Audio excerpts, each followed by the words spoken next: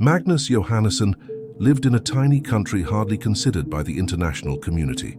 Johannesson's country was a highly oppressive dictatorship, where freedom of expression had no place, and where the government responds to the expectations of its people only through violence and repression.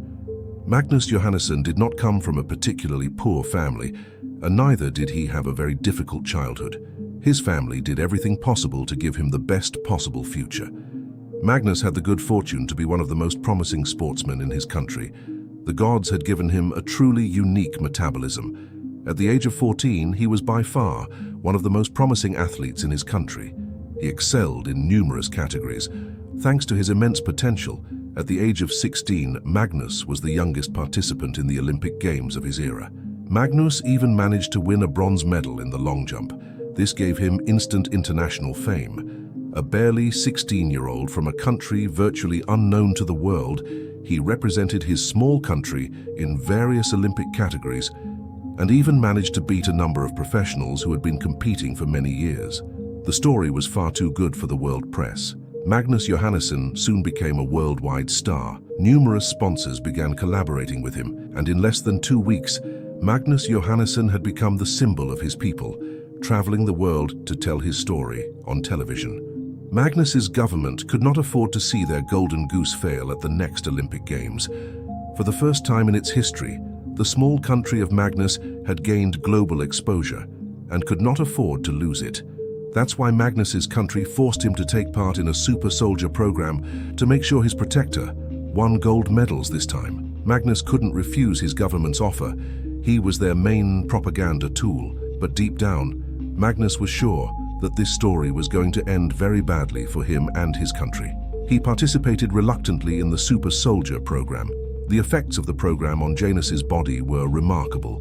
He had genetics far superior to those of an average human, but he literally became a monster of power. Even the other soldiers taking part in the same program as him looked pitiful in comparison. Magnus and his government now had to prepare for the Olympic Games. He had to train Magnus to pretend to be a normal human, because Magnus had become so strong that he would win all the events in the competition without forcing himself. It was at the age of 20 that Magnus Johannesson took part in the second Olympic Games of his career. He was entered for a number of events, as his country still didn't have the means to field top-level athletes in various categories. The eyes of the world were on him. Magnus Johannesson had more than respectable placings in many categories. Magnus's government had decided to play it sober for the start of the competition. The world was shocked when Magnus Johannesson broke the world record for the long jump and the high jump in the same competition, winning the first 2 gold medals in his country's history. Unfortunately for Magnus, his government's greed led to his downfall. His government was desperate for Magnus to win the most important event of the Olympic Games, the 100-meter sprint. It was when Magnus won the prestigious 100-meter race, smashing the world record, that many suspicions began to erupt. It didn't take long for the whole world to discover the truth about Magnus. Magnus's country was banned from the Olympic Games forever and became the laughingstock of the world. When Janus returned home, the government, not wanting to lose face, decided to put all the blame on Magnus.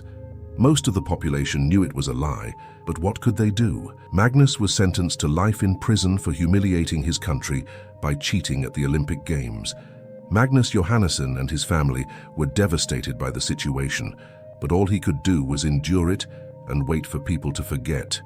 Magnus was thrown into a high-security prison, not even allowed to defend himself. Contrary to common assumptions, prison helped Magnus develop his personality. He learned to fight, to steal, and build mental of steel. He spent thousands of hours reading and continued to train hardly his body.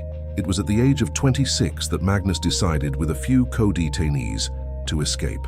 Without Magnus's incredible strength, it would have been impossible to escape this hell.